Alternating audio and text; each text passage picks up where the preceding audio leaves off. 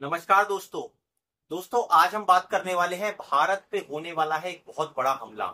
दोस्तों, सुनने में बात शायद आपको अटपटी लगेगी और ऐसा लगेगा कि इस बात में कितनी सच्चाई है ये परखने की चीज है। लेकिन दोस्तों, ये बात उतनी ही सही है, यकीन मानिए, जितना आप किसी और चीज पर विश्वास कर सकते हैं। दोस्तों, इस प्रेजेंट समय के अंदर जो युद्ध के तरीके हैं वो लगातार बदल रहे हैं। सिर्फ सेनाओं का आपस में लड़ना ही युद्ध नहीं है। आज आर्थिक युद्ध के साथ साथ केमिकल युद्ध, बायोलॉजिकल युद्ध की नौबत तक देशों के बीच में आ चुकी है। और वो नौबत इस स्तर पे आ चुकी है कि एक देश दूसरे देश की अर्थव्यवस्था को बर्बाद करके जो है अपने आप को बड़ा साबित करना चाहता है। क्योंकि दोस्तों, अर्थव्यवस्था को बर्बाद कर देने से किसी भी देश के साथ कोई फिजिकल युद्ध लड़ने की जरूरत ही नहीं बचती है। दोस्तों, यही कारण है कि भारत भी अपनी रक्षा चुनौतियों से एक तरफ निपट रहा है, दूसरी तरफ आर्थिक मोर्चे पर भी कई देशों की तरफ से उसको चुनौती मिल रही है। दोस्तों, इस वीडियो में हम यही जानने की कोशिश करेंगे। दोस्तों, इस वीडियो को पूरा देखिए, हमारे वीडियो को लाइक और सब्सक्राइब भी जरूर कीजिए ताकि इस तरह की और रोचक वीडियो हम आपके लिए ला सकें।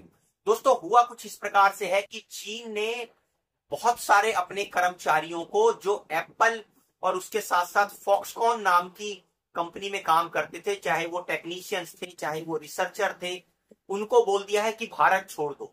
और भारत छोड़कर जो है उनको निकल जाने के लिए बोल दिया गया है। अब दोस्तों, इससे फर्क क्या पड़ेगा आप ये समझिए। दोस्तों, दरअसल जो चीन के इंजीनियर हैं और तकनीशियन हैं, वो यहाँ की बहुत सारी कंपनियों के अंदर काम करते हैं, चाहे वो चाइनीज मोबाइल है यहाँ पर यूज होते हैं, वीगो है, एप्पल है, आईफोन बनना शुरू हो गए हैं भारत के अंदर, जिससे एक बहुत बड़ा खतरा दोस्तों जो है वो पैदा हो गया है। और भारत में व्यापार और विनिर्माण के क्षेत्र में चिंताएं बढ़ गई हैं। अब दोस्तों, ये जो आप एप्पल का भी फोन देखते हैं, इसमें भी बहुत सारे चीनी तकनीशियन और इंजीनियर जो है वो काम करते हैं, जिनके दम पर जो है काम किया जाता है। क्योंकि दोस्तों, उनकी कॉस्ट कम पड़ती है, वो सस्ते कामगार होते हैं एज कंपेयर टू दूसरे देश के कामगारों के बीच में। और दूसरी बात यह दोस्तों, तकनीकी तौर पर तो इसमें कोई शक ही नहीं है कि आज की डेट में जो चीन है वो कुछ गिने चुने देशों में आ चुका है। तो ऐसे में दोस्तों, वो भारत को, चाइना ने स्पष्ट तौर पर जो है बोल दिया है अपने जो जो भी उसके कारीगर हैं, इंजीनियर हैं, कि भारत से छोड़कर भारत से निकल जाओ। अब ये दोस्तों इतनी बड़ी समस्या क्यों पैदा कर रहा है, आप इसको समझिए। दरअसल 32 अरब डॉलर के स्मार्टफोन निर्यात करने का भारत ने लक्ष्य रखा था और वो इससे खतरे में आ गया है। एक बहुत बड़ा आर्थिक संकट पैदा हो सकता है दोस्तों, इनसे ठप पड़ सकती है जो है वो मोबाइल और स्मार्टफोनों की मैन्युफैक्चरिंग। उसके साथ साथ दोस्तों, बहुत सारे जो तकनीकी उपकरण थे जो चाइना से आते थे, रेयर अर्थ एलिमेंट थे जो इनके उपकरणों के निर्माण में इस्तेमाल होते थे, ऐसा बताया जा रहा है कि उनकी सप्लाई को भी रोक दिया है। तो एक तरह से ये आर्थिक स्ट्राइक चाइना ने इंडिया के ऊपर करी है, आर्थिक हमला किया है। तो दोस्तों, यहां पर अब सेनाएं जो है वो एयर स्ट्राइक आपने सुनी होगी, और तरह तरह की स्ट्राइकें जो है वो दूसरे देश के अंदर जाकर की जाती हैं। अब आज के युग के अंदर एक देश दूसरे के देश के ऊपर आर्थिक स्ट्राइक कर रहा है। तो चाइना ने जो है खुल्लम खुल्ला भारत के ऊपर आर्थिक युद्ध शुरू कर दिया है।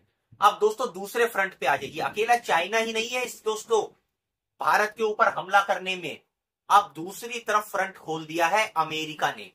दोस्तों, अमेरिका के जो सीनेटर हैं जिनका नाम है लिंडसे ग्राहम, उन्होंने भारत को जब चेतावनी दे दी है, वो बोल रहे हैं भैया कि भारत की अर्थव्यवस्था को बर्बाद करके रख देंगे अगर जो देश जो है वो रसिया से जो तेल खरीदेंगे, चाहे वो चीन हो, ब्राजील हो, उनकी अर्थव्यवस्था को हम बर्बाद कर देंगे।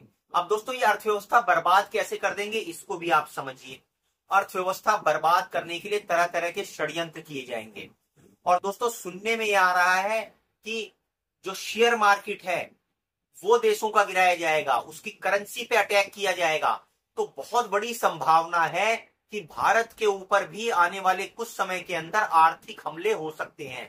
अब वो किसी भी तरह से हो सकते हैं दोस्तों, आतंकवादी हमले करवाकर किसी तरह से अर्थव्यवस्था को नुकसान पहुंचाना, या किसी तरह से जो है कुछ ऐसी बीमारी या बायोलॉजिकल वेपन का इस्तेमाल कर जो है वो भारत की इकोनॉमी को ध्वस्त करने की कोशिश करना, या किसी एक कुछ ऐसी चीजें उत्पन्न कर देना जिससे जो है भारत की ऊर्जा क्षमताएं प्रभावित हो जाएं, जिससे इकोनॉमिक क्राइसिस की सिचुएशन क्रिएट हो जाए, भारत की करेंसी रुपए को हद से ज्यादा कमजोर कर देना, भारत के ऊपर आर्थिक टैक्स इतने लाद देना, हर तरह के सैंक्शन लगा देना जिससे उसकी इकोनॉमी क्रैश होने लगे।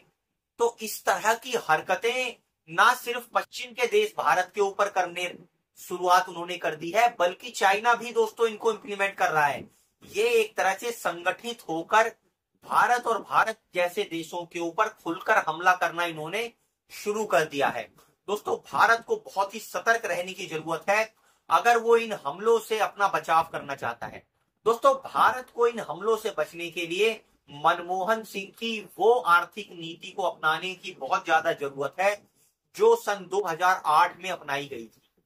लोगों के हाथ में पैसा दो, लोगों के हाथ में कैश दो, क्योंकि ये जितने भी हर हमले होंगे अर्थव्यवस्था के ऊपर, वो ज्यादातर हमले दोस्तों शेयर मार्केट के ऊपर होंगे, जो बैंकिंग सिस्टम है उसके ऊपर होंगे, और हर तरह के उस सिस्टम के होंगे जो इलेक्ट्रॉनिक्स माध्यम से करेंसी की, पैसे की लेन देन होती है, उन पर हमले होने की ज्यादा संभावनाएं हैं। सुरक्षित उसमें सिर्फ वो कैश रहेगा जो आम उपभोक्ता के हाथ में, आम जनता के हाथ में है। वो इकोनॉमी को ध्वस्त होने से बचाता है, क्योंकि अंदर का जो इंटरनल मार्केट है वो कैश का जो लेन देन है उससे प्रोटेक्टेड रहता है, और जब अंदर का मार्केट प्रोटेक्टेड रहता है तो वो किसी भी तरह के आर्थिक हमले को झेल जाता है। दोस्तों आप अपनी राय कर जरूर रखिए कमेंट में कि आपको क्या लगता है कि चाइना और जो पश्चिम के देश जिस तरह से भारत पर आर्थिक हमले करने के लिए तैयार हो गए हैं और लगातार आर्थिक हमले कर रहे हैं, भारत को अपनी रक्षा में क्या क्या कदम उठाने चाहिए। दोस्तों हमारी वीडियो को लाइक और सब्सक्राइब जरूर कीजिए। धन्यवाद।